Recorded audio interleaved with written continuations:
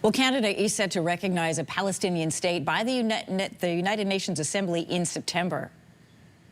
This intention is predicated on the Palestinian Authority's commitment to much-needed reforms, including commitments by the Palestinian Authority's President Abbas to fundamentally reform. So there are conditions to the recognition. Prime Minister Mark Carney saying the Palestinian Authority must agree to democratic general elections without Hamas and demilitarize the state. Now, this comes as world leaders are facing growing pressure to address the famine and starvation crisis in Gaza, as well as a push for a two-state solution to end the war.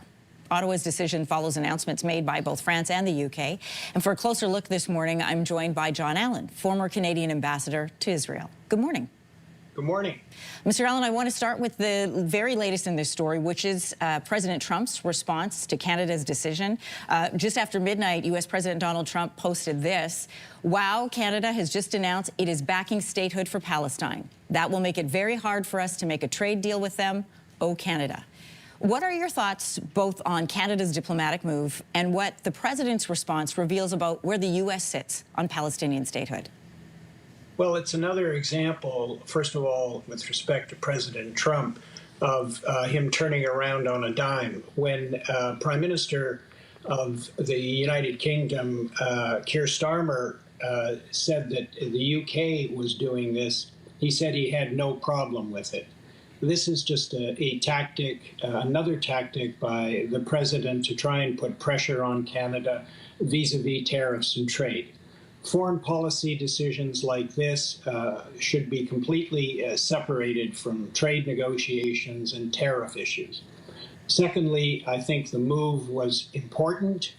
It sends a signal to desperate Palestinians in the West Bank and in Gaza, of course, where there is a humanitarian catastrophe going on, that there is still hope for a two-state solution. The only solution that will allow Israelis and Palestinians to live in peace and security going forward.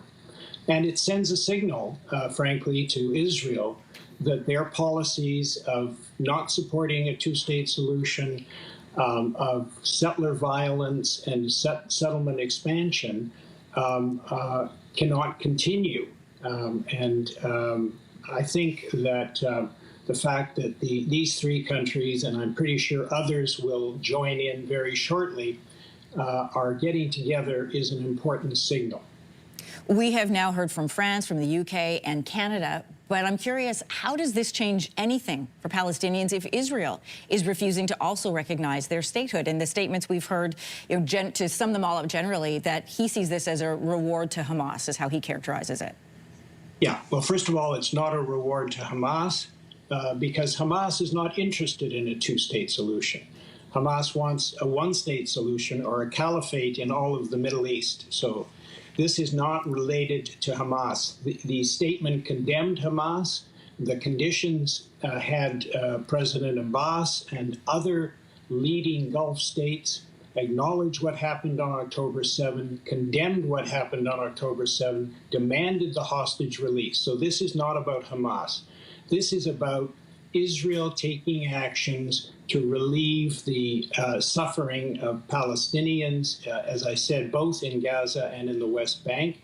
And it's an effort to try and say to Israel, you don't have to be isolated, you don't have to become a pariah state, just take the actions necessary to preserve this two-state solution, which has been the policy of Western countries for decades and was the policy of Israel before this government came into power.